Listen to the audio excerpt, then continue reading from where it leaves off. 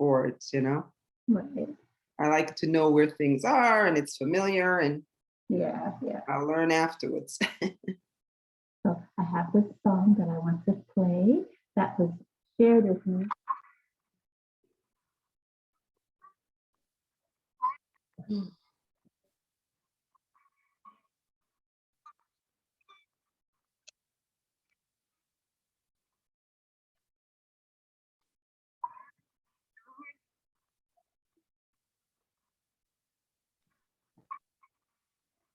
So we're gonna go live. I don't know, I've never done a podcast, so I'm just, you're gonna just record it. You're recording, correct? Yes, yes, yes. And then Did you you'll hear the music? No, what you can do is go into your share screen, and there are these two little buttons. It says video optimize and audio optimize, and you click both of them. Like just click the little green I thing. only see optimized for video. Oh, share sound. Here it is. Share sound. Yeah, there you go. Okay, so I want to share. Okay, so let's do that again. All right. Let's try it again.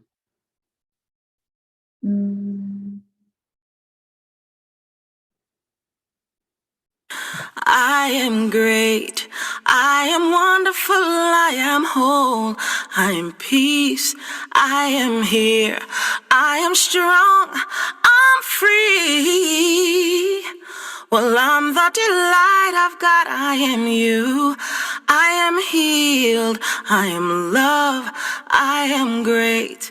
I am wonderful. I am whole. And I am free.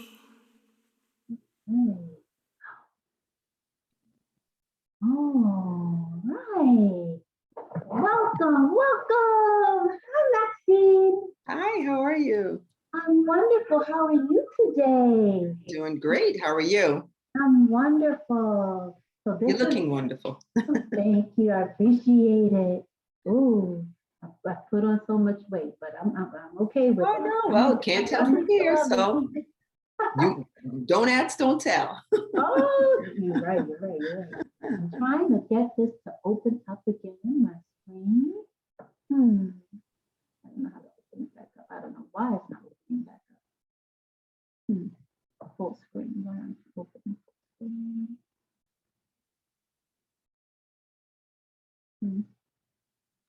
Did you clicked escape? There you go. Got it. Back to full screen. Okay, so today we are with the Maxine Bab.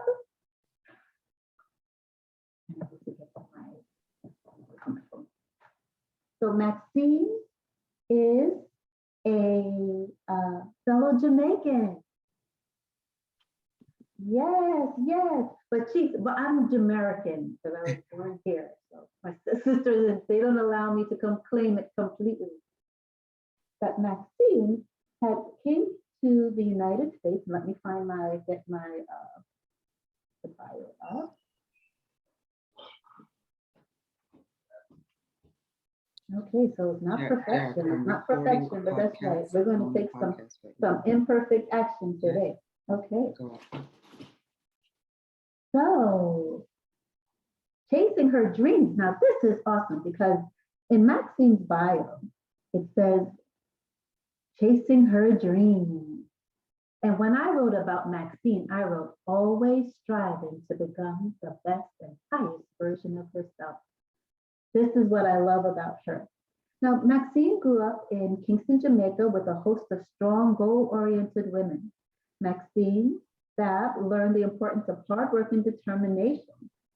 She was taught to always reach for the best.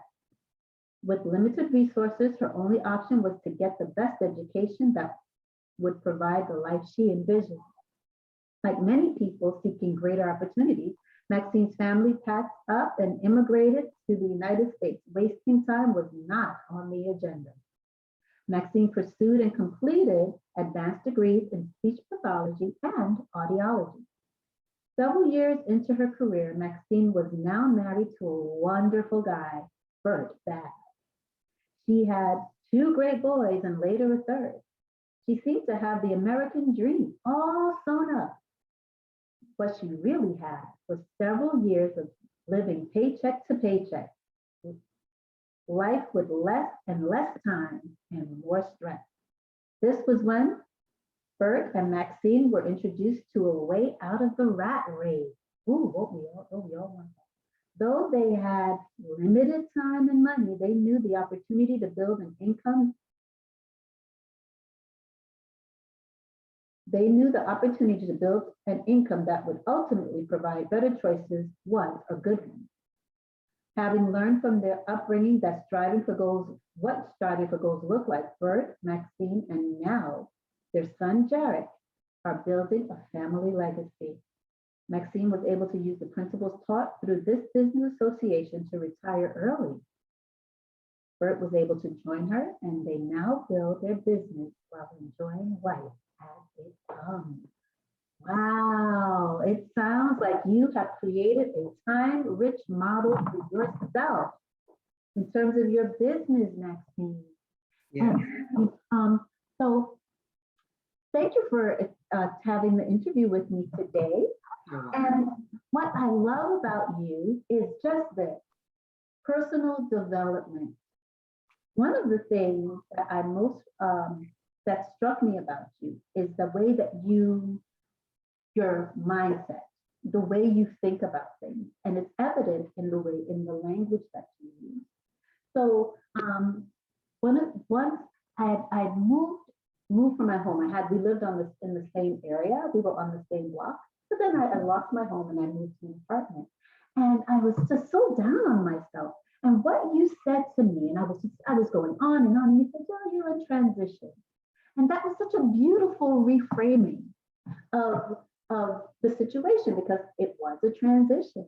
And everyone goes through transitions at different stages in their life.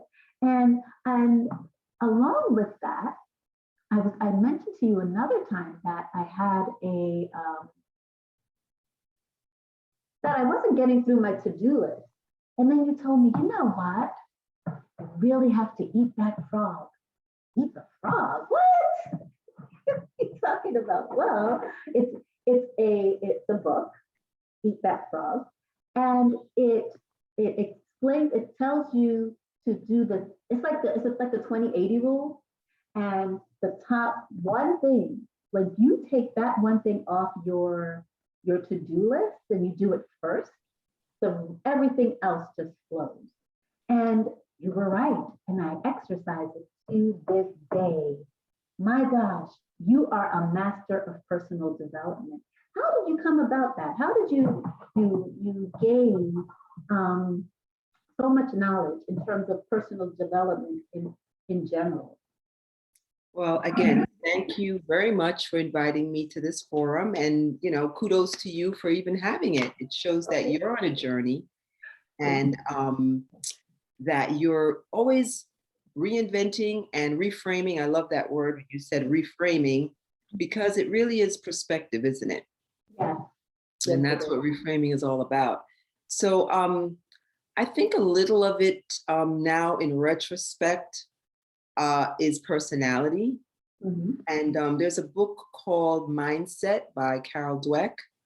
Excellent book. And it talks about a growth mindset and a fixed mindset. And I think initially when you start to read the book, you're thinking, well, I have a fixed mindset, things have to be only the way that I know it, or I have a growth mindset. I'm always looking for a better way or to become better. But the truth, when you continue to read the book, is that we are all growth minded in some areas and we're all fixed in some areas. Like I always tease that I'm very fixed in my mindset when it comes to physical things. Like I'm not the one that's going to go whitewater rafting and saying, gee, I'm having a great time. I'm like, when is it over? I'm not very adventurous in that way. Mm-hmm. But in terms of personal development, I just eat it up. It's like air for me. So to answer your question, I read, I implement, I have a mentor, I implement what as I said before, read. I try to get at least one thing from any book that I read. I don't try to implement it all. Mm. I pick a thing. Sometimes I'll pick one thing to work on for the entire year. Mm. Oh, wow. Not 21 days or 30 days, because it's such an important thing to learn. Like to give you an example, I was having difficulties with focusing Mhm. on what I wanted to accomplish. So that year, my goal was to become better at focusing. So everything I did in that year was about growing in that year. And another year was confidence. So that was my year to work on, read about confidence, implement confidence, and become more confident. And then right now I'm working on leadership. That's like, you can't do that in a year. That's an ongoing thing. So to answer your question, I read and implement and adjust as I go. I love that. I love that. Now, I'm wondering, well, one of the things that I've been working on, I wrote a book on communication, and I have not released it because, you know, I don't feel like I've mastered communication.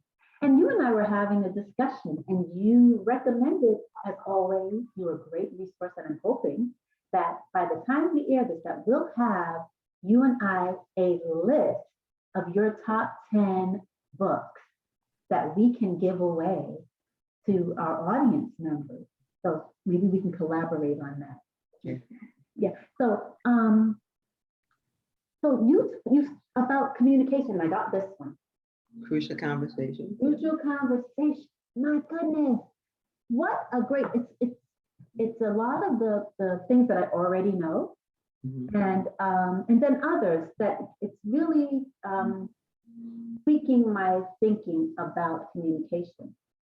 And there's something that you said to me during a conversation that we had when we talked about communication. You said that one of the keys to excellent communication, I don't know if I got it right, but submission. You mentioned submission being a part of communication. Like, wow, how? And if you could really expound on that and, you know, like speak to that aspect. How is communication? Well, submission is a really ugly word in our Western culture, because it sort of connotes that we're weak and that the person who submitted is the weaker of the two.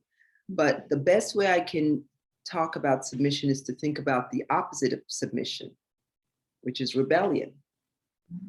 So if you're in a communication, you're communicating with someone and you're being rebellious, how much real communication is going to take place? So if you're able to submit your ego enough to hear the person first, and I think most of us will agree that the best part of communication and the most important part of communication is being able to listen and being an intentional listener, where you're not just hearing the words, but you're hearing the emotion behind the words and the body language behind the words, you know, because sometimes people are speaking, but they're speaking like this. Their words are very guarded and they're very, you know, their arms are not folded, but their whole manner is either folded or I'm not real. I'm here to talk, but I'm really not, you know, or I'm here to talk, but I'm really here to attack, you know. So if someone's in attack in a communicative environment, you can choose to attack back, or you can choose to submit. Which do you think is the more difficult thing to do? Which by definition is the stronger person. So the stronger person is the one who's able to submit their ego and say, okay, you clearly want to combat right now. Let me let you have that space.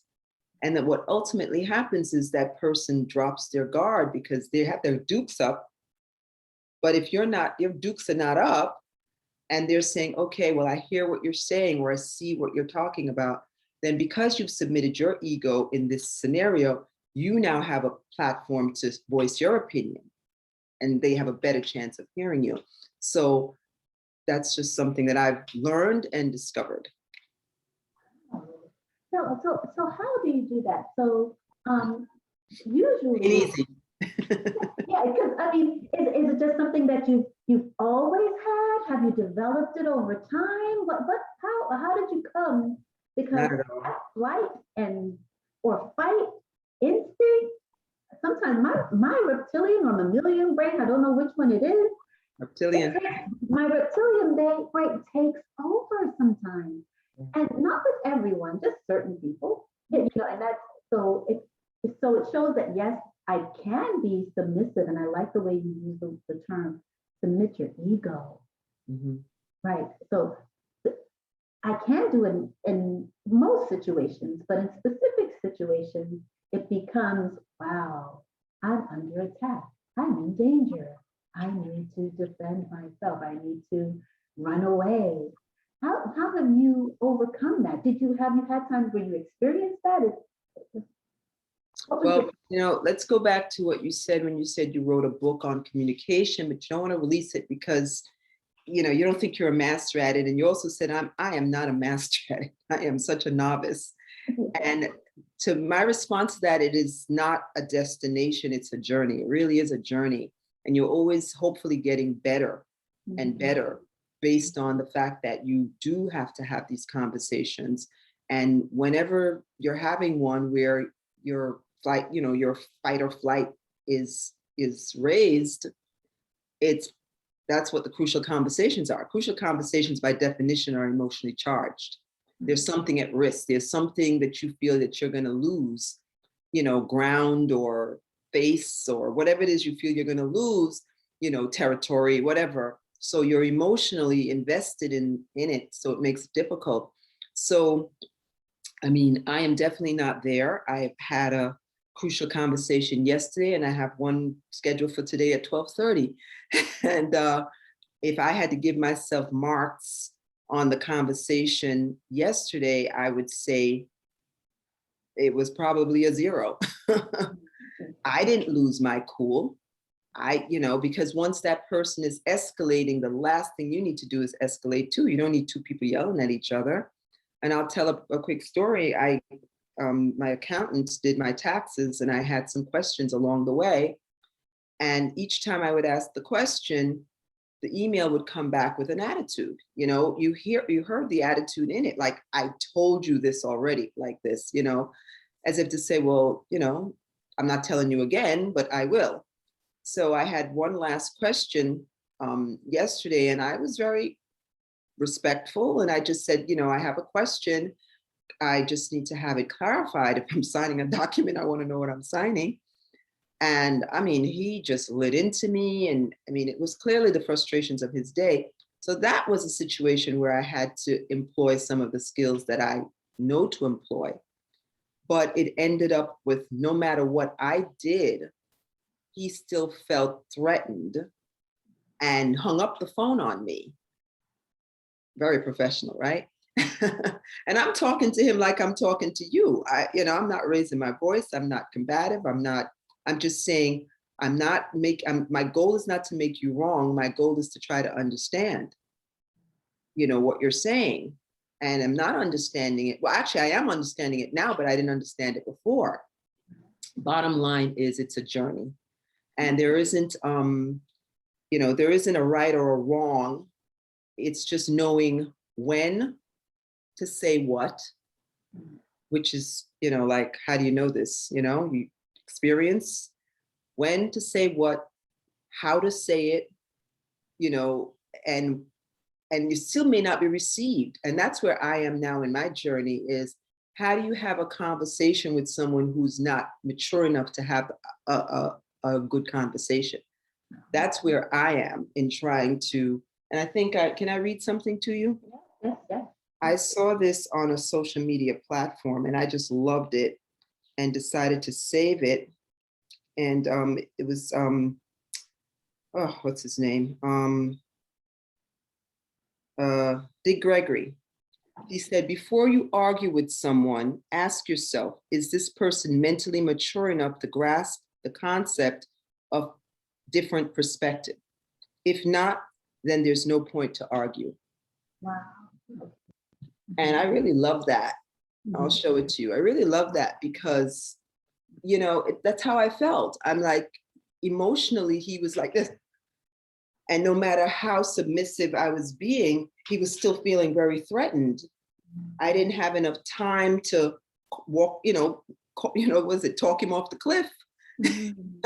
He was on this emotional cliff, probably because he was being so pressured with all of these taxes coming at him. Right. And his emotional state was brought into this situation, and he was willing to lose a client because I'm not going back to him.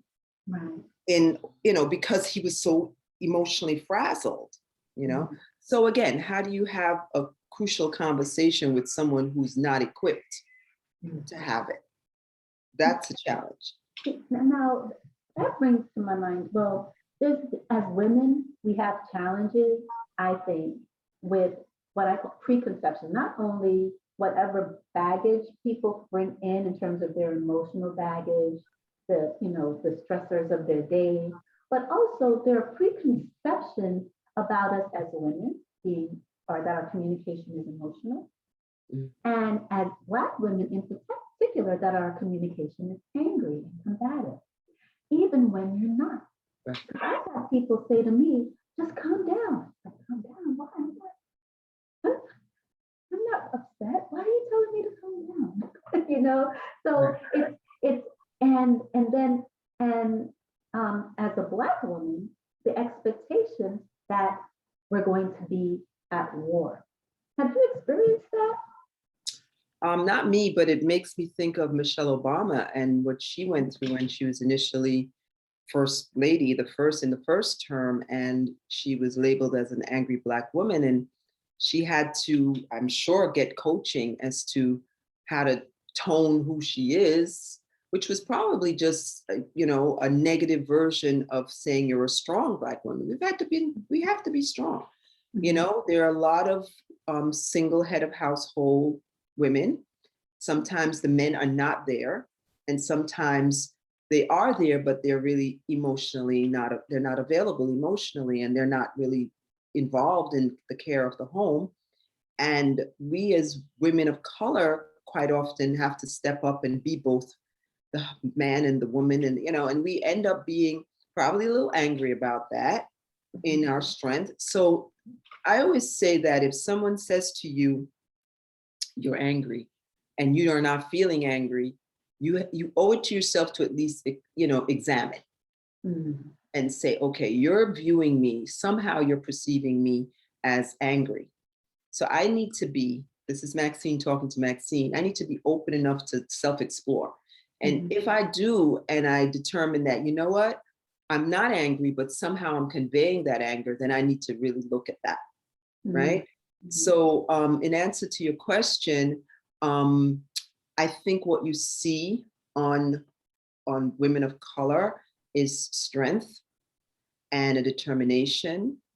And we learn it from our parents a lot. We learn it from our circumstances and situations. And there may be some underlying anger that you have to be chief cook and bottle washer. Why do I have to be so many different things?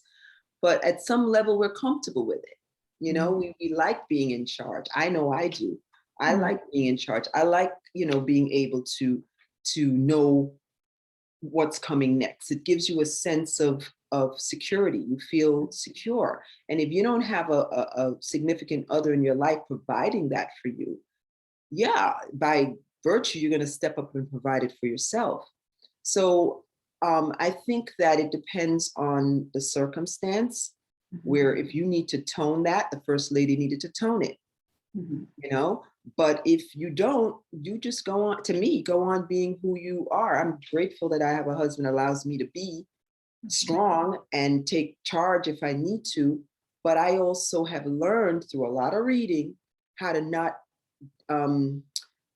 castrate him and demasculate him and make him feel lesser than in any way for just being who he is. This is who you are. This is how God made you. And I'm going to model self-improvement. Whether you choose to self-improve or not, you're grown. I don't, you're not my child. I'm not saying do your homework, but if you want to self-improve, and you are now different things that are important, like pursuing the love of God or that type of stuff, I'll say, listen, now, we really need to get this together, because that's eternity we're talking about. Right. But I want to be who I am and grow in my own way and my own strengths, but I don't want to trample on you being who you need to be. And I don't want to judge you there either, because I don't want you judging me. So it comes back to the golden rule for me. I don't want you judging me, so I'm not going to judge you.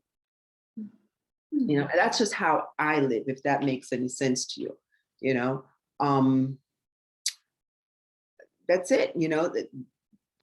Listen, Hillary had the same issues.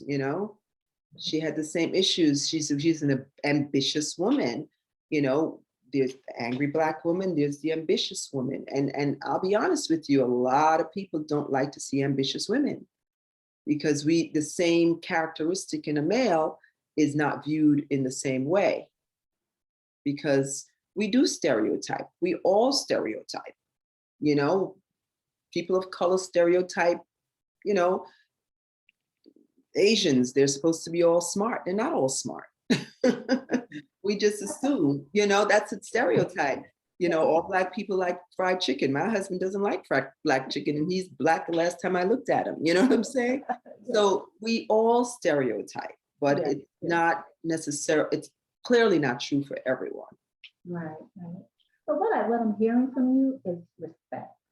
That underlying everything that you're speaking of is respect for yourself and respect for others. Now, sometimes in those crucial conversations,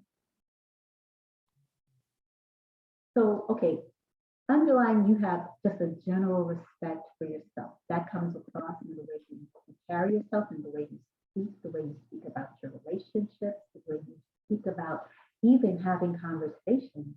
It's underlying respect.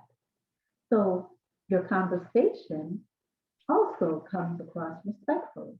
Absolutely. Now, the thing is how about when someone appears to be, because this to me is the rub, when it sounds respectful, in terms of tone, in terms of tempo, but the words show that there is no respect here. How do you manage those types of conversations where that respect piece, and what does that look like? Because sometimes people, respect is very important, especially when dealing with men. Men view respect as well, right? So because what I hear from you is that, I've learned to just be respectful of my husband, which is probably why we have such a fabulous marriage. How long have you been married again? I think we're coming up on 34. I think that's what it is. Yeah. I have to do the math. 86. I'm terrible at math. Maybe it's 32. Yeah. Well, my daughter is 88. Okay. So, yeah, 34. 34? Yeah. Wow. Okay. Mental math was not my strength. Yeah. How is that respect piece? How does that show up in conversations for you? How do you? It's, I've had that, I try to go back into, past experiences. When people do that, it's passive aggression. Mm-hmm. And I always see passive aggression as really not my problem, but their problem. That they're dealing with anger that they don't know how to deal with. So a lot of the times when I'm in a situation, lay psychology, I think of who am I talking to? Am I talking to someone who's stuck in a 2-year-old brain, where they want everything their way and they're not getting what they want, because that's what 2-year-olds do. They tantrum, they can't get their way. And there are lots of adults who are still stuck emotionally at 2. And if that's who I'm talking to, then I'll employ what Dick Gregory says. You're not emotionally mature enough for me to have a conversation with you. So that's when I will be submissive, in that I'll listen. Mm. I'll actually just reiterate what they're saying. So what you're saying is, I just want to make sure I'm clear and I understand what you're saying. I'm not agreeing with it. I'm just, we'll agree to disagree, but I do want to understand what your perspective is. That's one way. I know that with respect to someone disrespecting me, I remember a time in my development where that bothered the crap out of me. I'm like, I used to say all the time, sorry for saying that word if I can't say it, but I used to say, don't underestimate my intelligence. That was my phrase. I haven't said that phrase in years, because even if someone is underestimating my intelligence, as my accountant was trying to do, I don't feel threatened anymore by that, because I am secure in my intelligence. So how could you possibly underestimate it unless I allow you to? You know? So I'm like, I know I'm an intelligent person. I don't have to argue that point. Doesn't mean I'm going to understand everything that you say. That's why I have a specialist to explain something to me outside of my domain. I am not a tax accountant. I'm not an attorney. I'm not a this. So I pay you money. So, you know, and the time I expect you to explain to me. So to, you know, a couple of other times I was, you know, physically threatened. And I think it might just be personality.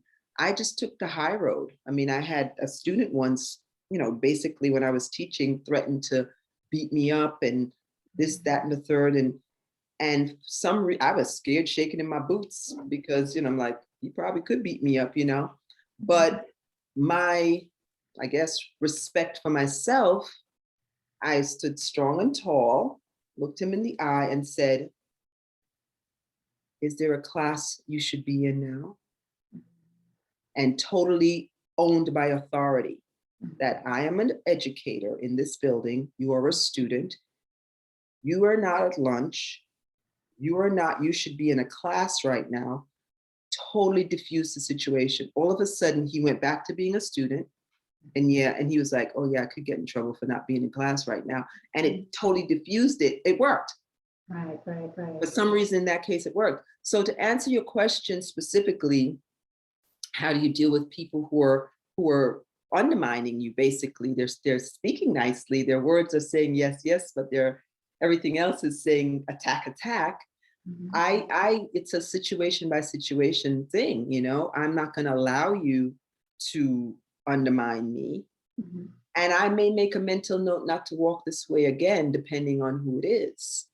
If I don't have to walk this way again, then I won't.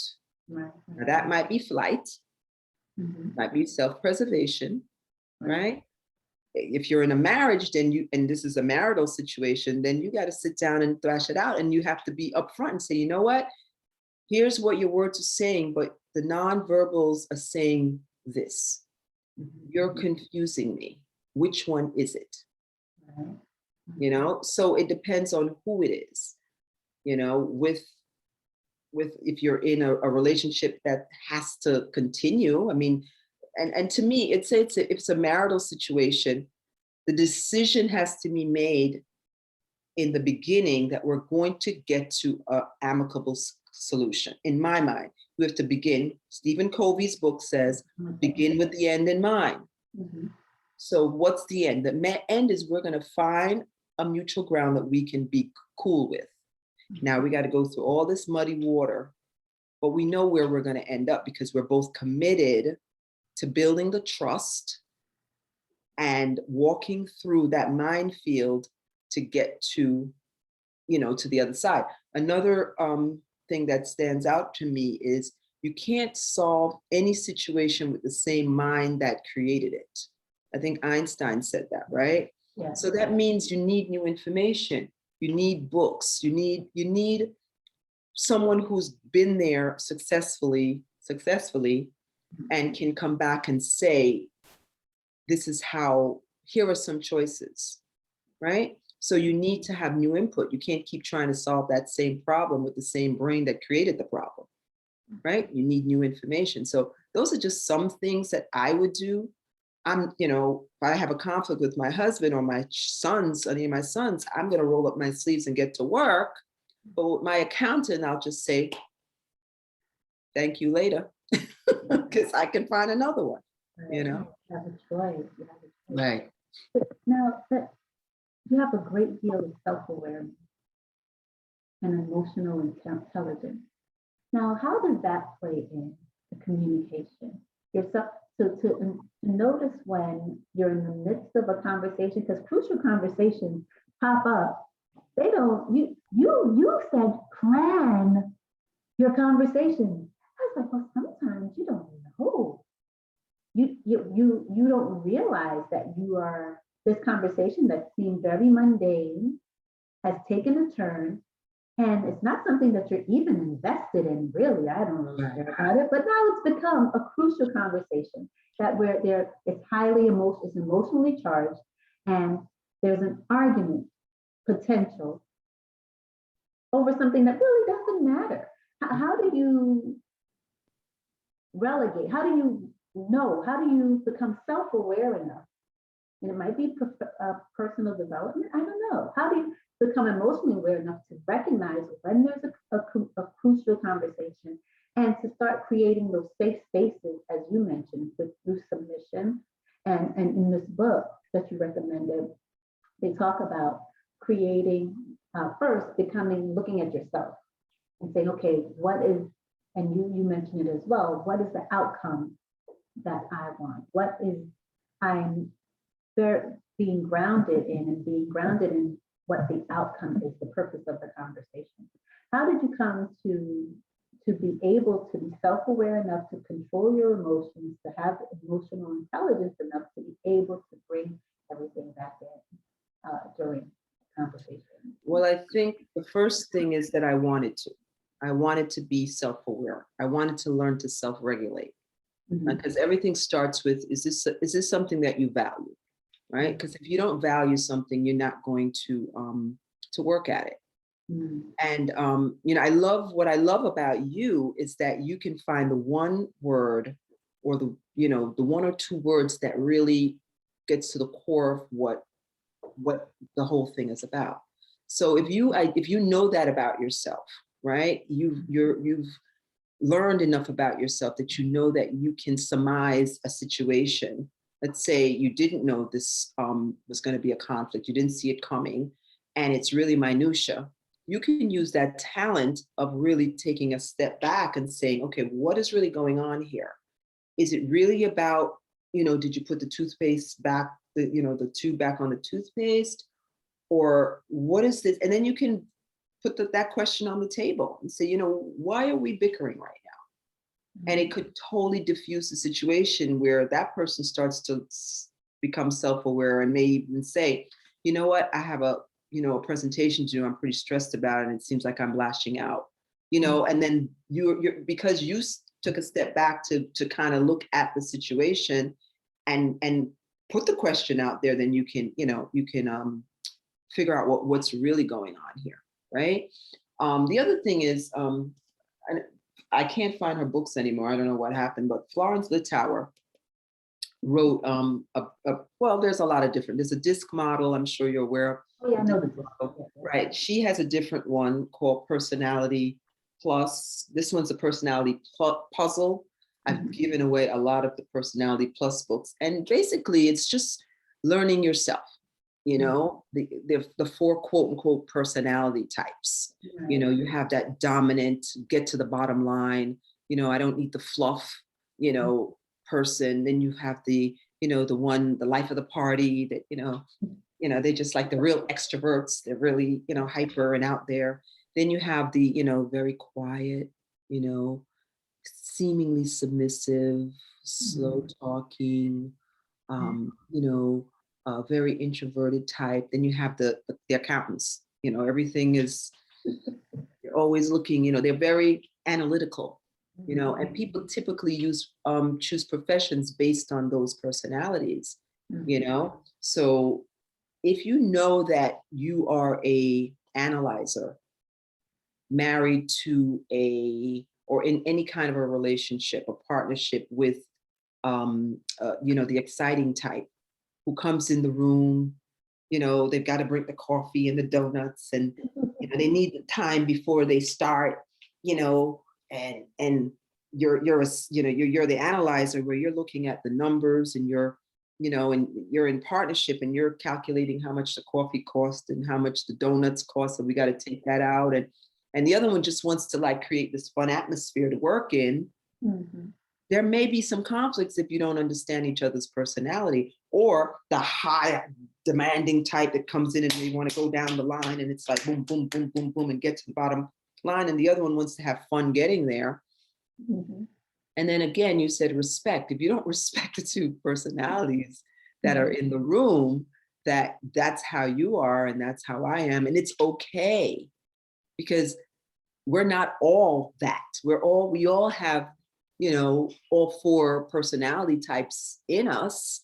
It's just that sometimes we have a more dominant, so if you understand the personalities and you know that you're in a relationship of any kind, which of course you're in a relationship of any kind, you're going to be in communication of often, and you understand that other personality and respect the fact that they are who they are, they look through the lens of who they are, then when you're having a conversation, you respect that. You respect that this person has to, and now you're in a conflict that came up that you didn't expect to come up. And one person is, going all the way back to in 2003, you said boom, boom, boom, which has nothing to do with, because they're keeping score, because that's who they are. And the other one is like, yeah, but we're talking about this. Why are we way back here? So it's just a willingness to step back. Someone has to submit and step back. Someone has to have the strength to not stay in that conflict. There's this conflict cycle, that they talk about, this conflict cycle that, if you keep meeting the conflict with conflict, you'll just stay in that circle. Someone has to step out and then look at the facts and reassess and say, okay, we don't need to be doing this because this is so not important right now. Or it is important because it's important to you, so let's discuss it, whichever way it goes. But I think to step back when you're in that conflict is vital. So that's when submission is really important, especially if it wasn't a plan. This is not like something that you can plan. A lot of times it's not, unless you're, it's a business situation where you have to plan a talk. You have to say, we need to have a conversation about this. Conversation usually means crucial conversation. But, we need to have a conversation about this.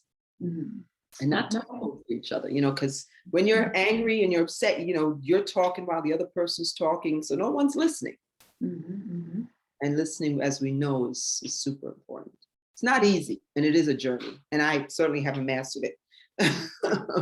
Now, in my book, I wrote, it's not practice the pause, that when you find yourself just, just all of a sudden you feel your heart is beginning to race, and for some reason your legs, you feel it in your body.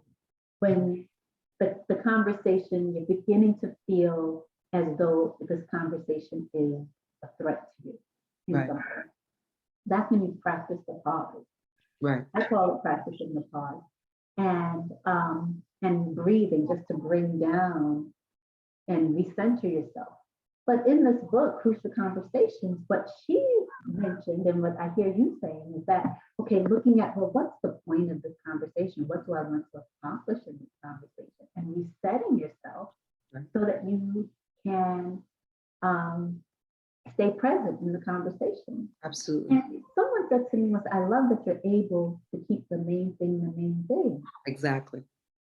I don't always do that. None of us do. Yeah. None of us do. Right. Yeah. But the stepping back, practicing the pause, to me helps, because then now you have a chance to be more self-aware. And then you have all these little phrases in your mind that come to mind. Am I keeping the main thing? Or is, being off on this tangent, is it helping us to understand this situation?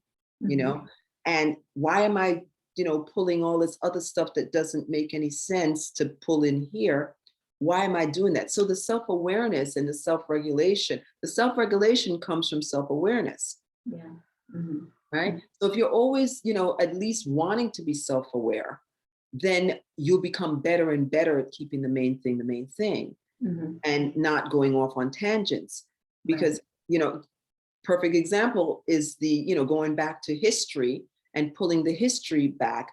Mhm. You don't discount that because it's really the emotion of how that thing that happened so far back made you feel that you're still feeling now in this situation.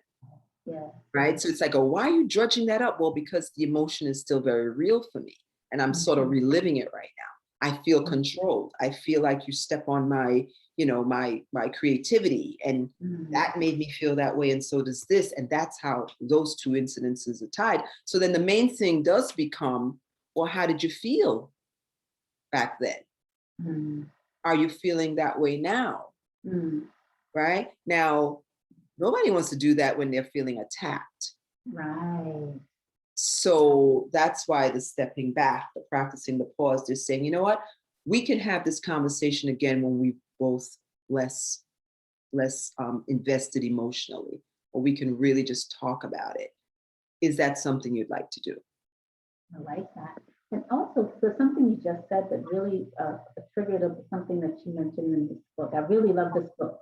I thank you so much for this recommendation. Yeah, it's right here. Crucial Conversations. Yes, about creating a safe space.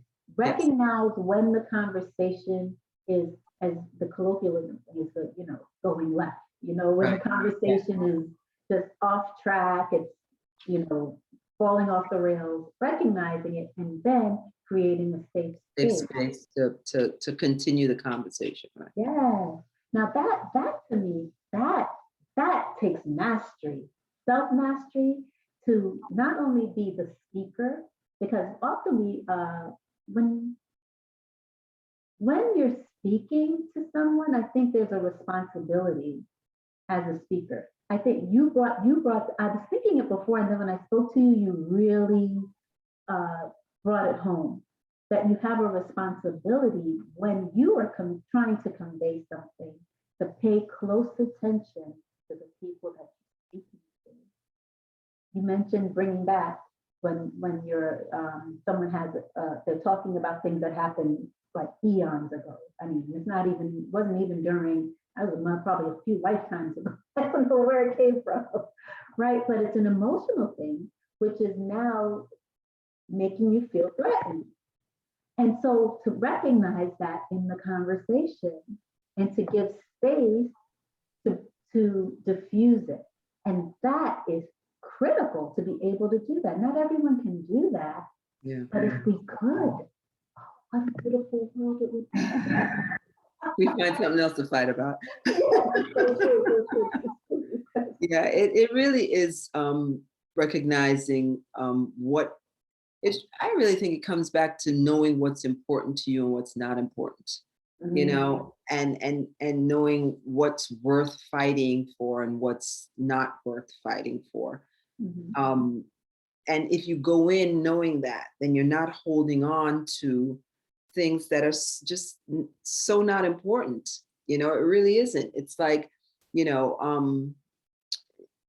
let's say, I want you to do something in a particular way, and you really don't want to do it in that particular way. You can say to yourself, how important is it to me to do it your way versus my way? Now, if it's really important for me to do it my way, then I'll stand my ground. But if it really isn't a big deal, best example just popped in my head. When I was first year of marriage, I had a habit of going in the shower, coming out, toweling off, and throwing the wet towel on the bed. Drove my husband crazy.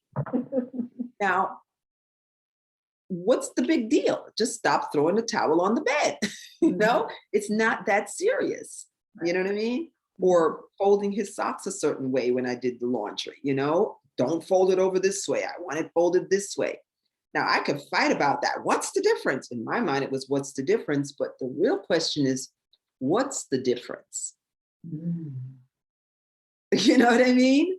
What's the difference? Think about that. If he wants it done this way and you want it done that way, who cares? How important is this really? Do it the way he wants to do it. Or if he wants to do it himself, knock yourself out. Do it yourself. You know, I said, you know what? I don't want to do it that way. Why don't you do this yourself? And then don't make that, it's so not important. I said, there's starving kids in Biafra. Okay, I'm dating myself. There's no Biafra anymore, but there's starving kids in the world. This is so not important. Why are you fighting over how to fold the socks or where to put the wet towels? And those are just like, I'm using them as like little tokens as to when we're arguing. A lot of times it's over stupidity. It's like stuff that's so not important, right? So sometimes you acquiesce and sometimes you just say, no, this is really important to me that I do it in this order. Another quick example. I live in the suburbs, as you know, and my husband strongly feels that our sons could walk home from someone's house at night. And I felt very strongly that I did not want that. I said, there's racial profiling. This is not a neighborhood where kids walk in the streets at night. You look like you're out of place. That people are going to think that you're trying to case a house for robbery. I don't want them walking home, pick them up. I'm coddling him. I'm not allowing him to be a young man. But you know what? It was important for me to stand my ground in that because it's a difference, a big difference. Now, if we were in the city where everybody is walking around at night, it's not a big deal. It's part of the culture. Then yeah, walk to your friend's house, you know, take the subway, no big deal. Out here, it looks out of place. Yeah. Lone back man walking at night, not good. You know, no, nobody shooting my child, you know, so it's just, you pick your battles, I guess. Pick your battles.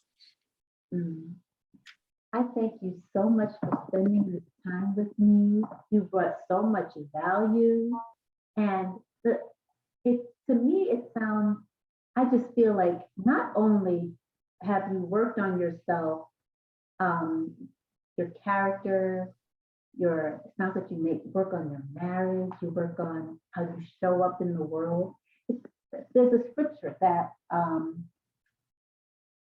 love and which actually prompted this idea for the podcast, that Jesus said that love the Lord your God with all your heart, all your mind, and all your strength. And the second commandment is like unto this, love your neighbor as yourself. Right. And so to love yourself, and that's what you're saying. Well, I've loved myself enough to renew my mind, to transform, to be the highest and best version of myself, and love myself so well that I can easily love you. I have an abundance of love to give you, and I can see God in you as I see God in myself. Absolutely. And that's just a beautiful thing, and that you use your communication to do that. That just touched my heart so much that you embody that.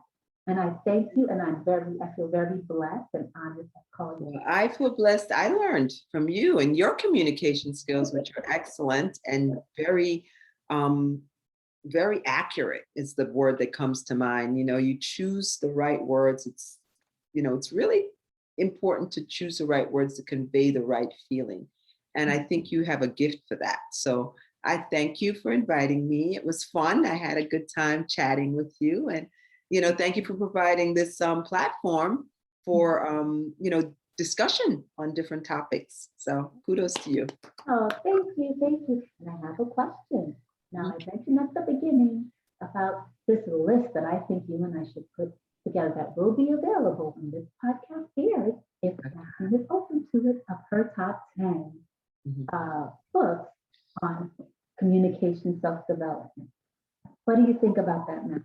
Wow, I think it's a great idea. You could definitely put together a top 10. Yes. And then this way, it's a takeaway from you, because I think you're an expert. I think you are in communication and in personal development. That there's not a book. You mentioned core books just during this conversation. You know, so this is amazing. And I thank you again.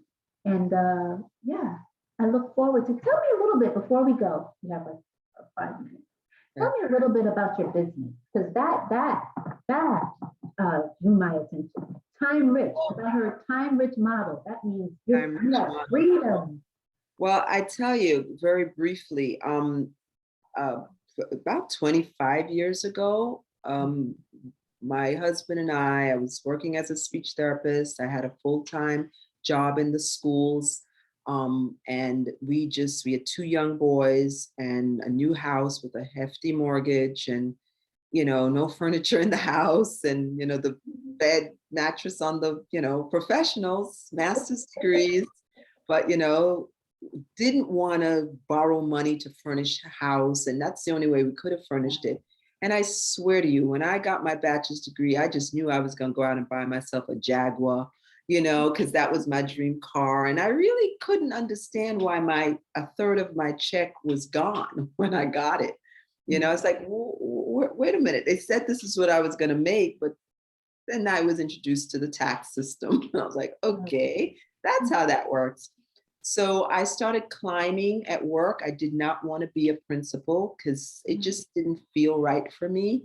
I felt like it was going to be taking away from my time with my family. So I later on discovered that my core value is family time, right? Some people's core value is career and that kind of thing. I had the career, but I needed to have the time with my family that I wanted. So being a principal and having that responsibility was not attractive to me. So I started my own private practice as a speech therapist. And so now I was out from 8 to 3. And then in the evenings, I saw clients. So I got home late, just enough to give my kids a bath and read them a story and put them to bed. And I didn't like that. So one of my son's teacher approached me and asked me if I could use some extra money. And I'm like, who couldn't? But I don't have the time to pursue it. But I said, my husband's entrepreneurial. Talk to him. And she did, her husband did, and we started a home-based catalog business back then in 94, so more than 25 years ago. We started a catalog business, and honestly, everything that I just said to you, I learned from the personal development aspect of that business. And what we have is not just a business where we sell products online and we work with health and wellness. What we do is we develop leaders. So I found a huge niche in that. To me, it was like taking what I did as a speech pathologist and transferring it to working with adults. But then I had to grow myself so that I could be of value to others, so I could add value to other people. And then we have a book club. That's why I know so many books. We have a book club where a different book comes out every month. Last month, we got the Steve Harvey book, which is pretty good. I just finished that book. And, we have all kinds of books. One of my favorite all-time books is Bringing Out the Best in People. It's an old book, but it's a book that you want to read over and over. And, you write in the margin and you learn things, you just devour the book and you highlight it and excellent, excellent book. And the process of growing myself as a leader of an organization of people who are basically in sales, because sales is about people. So what we do is we don't focus on building the business, we focus on building people. Right. And then the people build the business, right? So I was able to walk away from my full-time job about going on 8 years now from my job. My husband was able to walk away from his job, and we still build our business. We're in several countries. We're in the Caribbean, we're in Canada, we're in the US, and we were able to develop, and pretty much what I do now is what I do. I jump on a Zoom. I love Zoom. Buy stock, because I like adding value. It's something that makes me feel valuable. Mm-hmm. And I can do it, at my own pace, 1 or 2 meetings a day. that's a good day. Sometimes no meetings in a day. And the rest of my time to do what I feel like doing. You know, we went to dinner yesterday and today we're going to the bank. Oh, Yay, outing. You know, we go into the supermarket, outing, you know. COVID, right? It's like, oh yeah, we get to go to the supermarket. How cool is that, you know? But yeah, we just love spending time together, adding value to each other. My husband's in business with me as well. So he reads all these books. It has enhanced our marriage. It has enhanced our under self-awareness, our ability to communicate, to accept each other as we are. I mean, I got into the marriage ready to change the man every which way, but left, you know. But I learned that, you know, I love you for who you are, and I want you to do the same with me, which is why I can love you the way you are, because I don't want you trying to change me. So I'm not going to try to change you. And guess what? We end up both changing because we want to please each other. You know, you're always trying to outplease each other. And that's the real secret. That is, if I had to give a secret sauce, that's it. Try to outgive, not just your spouse, but people. Try to outgive, and not because you want to get, but because you want to give. Yeah. Exactly what you said. 2 commandments: love him, love others. That's it. Yeah. And that's how, you know, our business, actually, I think it was just God's intervention, because at the time we were definitely moving apart as a couple, because, you know, I was working here, he's working there, and we came together. We're both exhausted. Who cares, you know? So that's where we were. And I really think that the business came along not because of money, but it came along to grow us as a couple. And that I am very grateful for. Oh, that's so sweet. Now, I have a question. You have a website? I will be able to do. link? Okay. Do I type it in the chat, or you just want me to? I'll say it. My website is BLMA Worldwide, all one word. That's the name of our business, BLMA. It's our initials. BLMAworldwide.com. Awesome. And we'll drop it in, we'll have a link for you that you'll be able to. Yeah, I can put it here. BLMAWORLD.com. And basically that'll give you a little bit of a background on us, who we are. And it'll talk about the business. There's a little video there that talks about the business. And then in the far right, there's products where you can click the product link. I'm very proud of our products because they're vegan, they're natural, they're effective. I'm using CBD cream in my hair. It's growing and soft. I'm so excited with grapeseed extract. And I'm loving it. So that's just from the latest stuff that we have out. Oh yeah, and turmeric latte and turmeric gummies. I'm taking that. That's been a fun thing. So I'm excited about that. That's great. Again, thank you, Maxine. Thank you so much. Thanks for having me. It's been my pleasure.